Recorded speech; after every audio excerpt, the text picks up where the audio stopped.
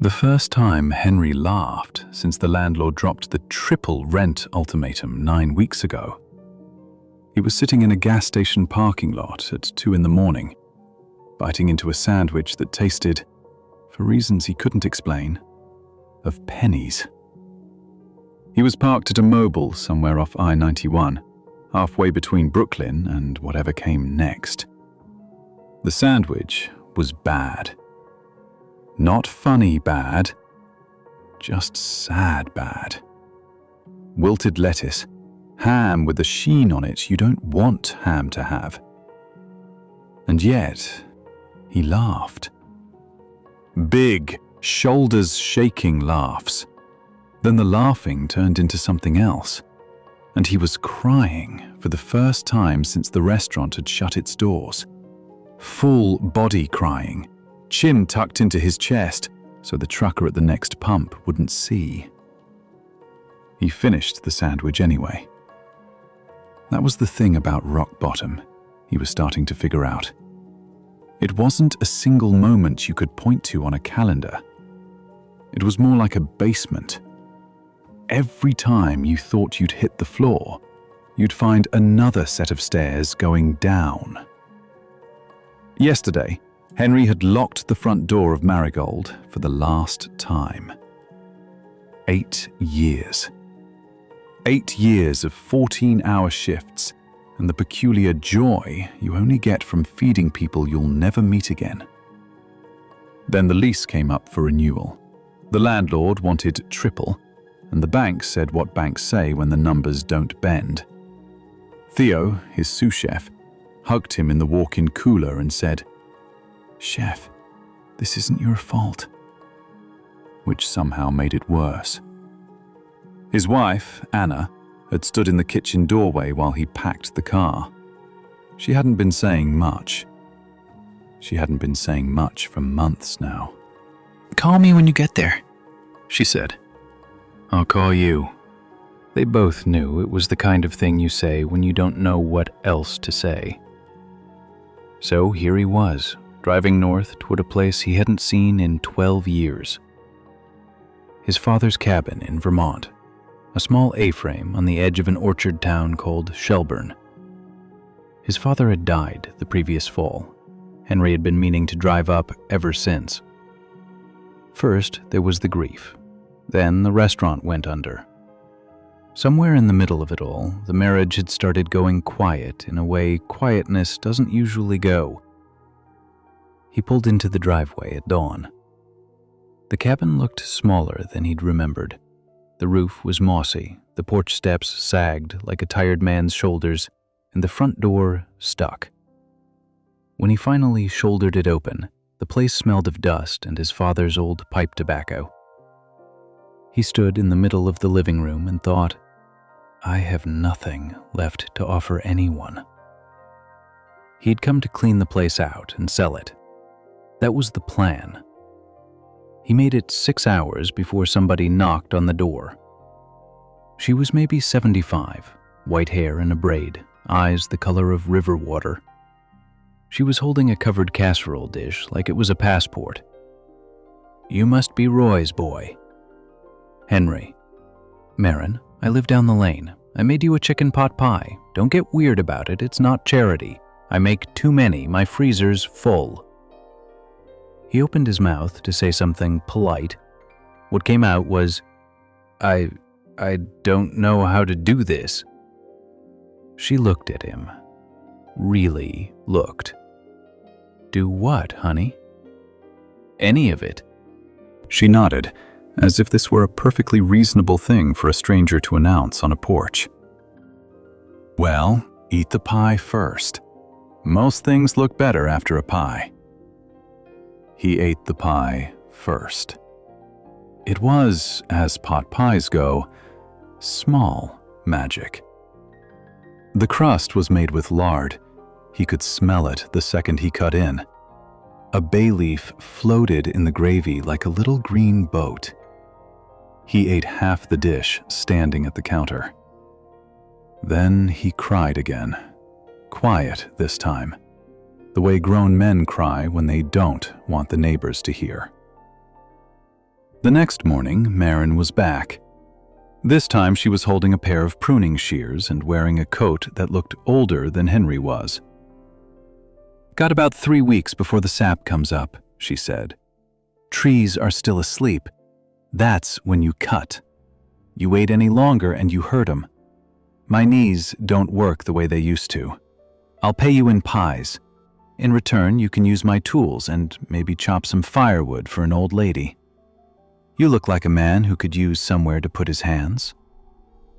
He almost said no. He said, "Okay." February in Vermont doesn't so much come as it settles in, the way a bad cold does. The cabin stayed at 52 degrees no matter how hard the wood stove worked. Henry learned to sleep in 2 sweaters. He learned the difference between dry cordwood and the kind that hisses at you. He learned that $3.89 a gallon for heating oil, multiplied by a Vermont winter, was a number that kept you awake. On his 3rd morning, a robin landed on the fence post outside the kitchen window. Henry stopped washing his coffee cup and stared. It was February. No self-respecting robin should have been anywhere near Vermont in February.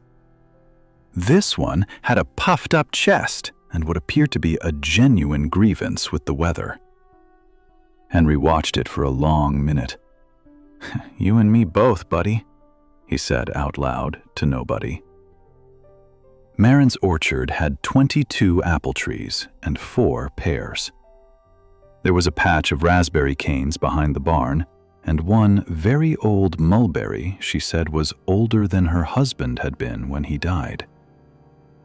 "He's been gone 19 years, she told Henry on the first day, "and I still talk to him when I'm weeding. You talk to anyone?" "My wife," Henry said, "when she picks up." Maren didn't push. She taught him how to prune, where to cut, how, and eventually why you had to cut at all.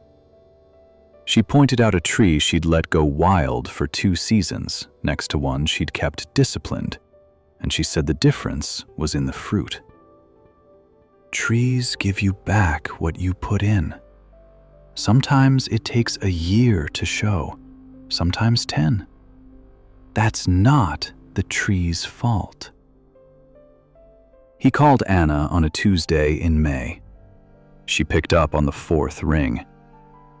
"Hi." "Hi. I'm pruning an apple orchard." "Okay." "The woman next door is teaching me." "Is she charging you?" "In pies." Anna laughed. It was a tired laugh, but it was real, and it was the first real laugh he'd heard from her in months. They talked for 40 minutes. They didn't say the big things, but when they hung up, he sat on the porch and watched the sun slip behind the hills, and for the first time in a long time, he didn't feel like he was disappearing. Summer came on fast. The orchard filled out. He fixed the porch steps that first week. By mid-July, the roof was patched. He started cooking again, too. Not for a restaurant, just for himself. And sometimes for Maren. Roast chicken with a pan sauce of cider and thyme. She ate 2 helpings. "You're wasted on bankers, honey." He told her about Marigold, about the lease, about Theo crying in the walk-in. She listened all the way through. When he was done, she said, "You ever notice how a bad storm always sounds like it's killing the trees? And then you go outside next morning and they're all still standing." Autumn was what Maren called the honest season. The apples didn't come in heavy. 2 years of neglect wasn't a thing one season of pruning could undo, and Maren had told him as much back in March. "We're not getting a miracle this year, honey. We're getting a beginning." What fruit did come in, though, was the kind that shocked you. Dense, sweet in a way that tasted almost like cider before it ever saw a press. They filled what crates they had and left the rest for the deer. A man from a press in Waitsfield drove out and paid her what he could, and she pressed a small fold of bills into Henry's hand. It was less than he used to make in a week in New York. In his palm, it felt like more than he'd made in years. Anna came up for a weekend in October. He'd been dreading it and hoping for it in almost equal amounts. She drove up in her little blue Honda and stood in the driveway, looking at the cabin the way someone looks at a book in a language they used to speak. "It's not as bad as I thought. Thanks, I think. I didn't mean... I know." That night, they sat on the porch with blankets and a bottle of wine Maren had dropped off with a note that said, "For the reunion, I'm too old for nonsense." They didn't talk about the restaurant, the 2 miscarriages from 3 years back, the ones they'd never quite learned how to name out loud, stayed where they were. They talked about a movie, her sister's new dog. At some point, she took his hand, and he felt something in his chest unclench, the way a fist unclenches when it has forgotten it was a fist. She left Sunday afternoon. At the car door, she said, "I'm not ready yet, Henry. But I'm not gone." "Okay," he said. "Is that okay?" "That's more than okay." He watched her drive down the lane. Then he walked back to the orchard and pruned a dead branch off the mulberry tree because his hands didn't know what else to do. That night, he wrote her a letter, a real one on paper. He didn't apologize for the restaurant. He apologized for the way he'd gone quiet in the middle of their life together. He said he didn't know who he was going to be next, but he knew who he didn't want to be anymore. He mailed it Monday. Winter came in early December, the kind of Vermont cold that makes the air feel like foil. Maren got sick in January. Nothing dramatic, just a flu. But at her age, nothing is just anything. Henry drove her to the clinic in Burlington and sat in the waiting room reading a 3-year-old magazine about fly fishing. She was fine. On the drive home, she was quiet in a way he hadn't heard from her before. "Henry," she said as they turned onto the lane, "you're going to have to leave eventually." "I know. I'm just saying, don't let the staying get to be about hiding." He didn't know what to answer, so he didn't. The next 2 months were the hardest of the whole year. The orchard was bare. The cabin creaked. He ran out of things to fix. Some days he didn't get out of bed until noon. Some days he sat at the kitchen table and watched the snow drift past the window and felt bone deep, like nothing was ever going to change again. He called Theo, his old sous chef. Theo was working at a hotel in New Jersey and hating every minute of it. "Chef," Theo said, "when you know what's next, you call me first. I mean that." He called Anna more. Little things, mostly. Her sister's dog had chewed through a leash. Her mother had taken up watercolor. She laughed more now. He thought about driving down to the city for a weekend. He didn't go. Not yet. One morning in February, a day so cold his breath cracked in the air, he walked out to the orchard. The trees looked dead. They weren't, he knew that now. Under the bark, down in the sapwood, everything was waiting. He used to believe rock bottom was a place you passed through.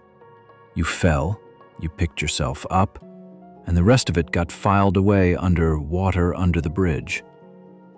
Standing there in the frozen grass, he understood something else. Winter wasn't a thing you got through. It was a thing you were in. You didn't beat it. You didn't outrun it. You kept your feet on the ground and you waited for the light to come back. It would come back. That was the deal. He just hadn't believed it before.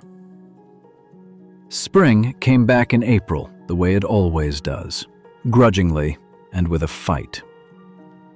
One morning he woke up and heard a robin on the fence post. He went out in his socks to look. He was pretty sure it was the same one from February, same puffed-up chest, same general air of grievance. "You made it," Henry said. The robin ignored him. Fair enough. Anna came up the first weekend of May. She brought a duffel bag this time. Not a weekend case. A real one. "Don't get any ideas," she said at the door. "I'm just visiting for a while." A while. Yeah. How long is a while? She shrugged. "I haven't decided yet. Is that okay?" That's more than okay. That afternoon, he walked her down the lane to Maren's. Maren took one look at Anna and said, "Well, it's about time, honey. Come inside. I have pie." They all ate pie. In the orchard that evening, Henry showed Anna the mulberry tree. He told her what Maren had said about talking to her husband while she weeded. He told her about the dead branch he'd cut off in October. He told her that he'd spent the whole winter learning you can't rush a season, and that he was sorry for all the times he'd tried to rush their life, their losses, their grief. Him. She didn't say anything for a while. Then she put her arm through his and leaned into him. And they stood like that while the sun slipped behind the hills one more time. He didn't know yet what he was going to do next. He was thinking about a small place upstate. 12 tables, maybe 14. A cider list. A pie on the menu every single night. Maren's recipe. Her name in chalk above the bar. The for sale sign stayed in the woodshed wall. Whatever it was going to be, it was coming. He could feel it now under the bark. Waiting. Spring, summer, autumn, winter. And then, against every reason in the world, spring again.